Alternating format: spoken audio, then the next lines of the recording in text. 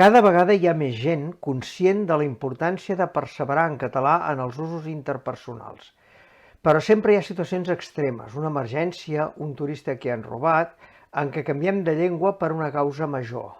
I al costat d'aquestes situacions hi ha les que provoquen aquells que rebutgen d'entrada que te'ls hi adrecis en català. Són gent que diuen que no ens entenen, però en realitat no ens volen entendre perquè es creuen amb dret de conquesta. Quan algú ens interromp, tot just hem començat a parlar, per dir-nos que no ens entén o directament que li parlem en castellà, a més de ser un maleducat, és un impostor. L'actitud normal d'algú que es troba fora de la seva comunitat lingüística i algú se li adreça en la llengua local no és la d'interrompre l'interlocutor, sinó la d'intentar entendre'n alguna cosa i només al final interactuar, bé demanant que se li repeteixi més lentament, bé posant cara d'incomprensió.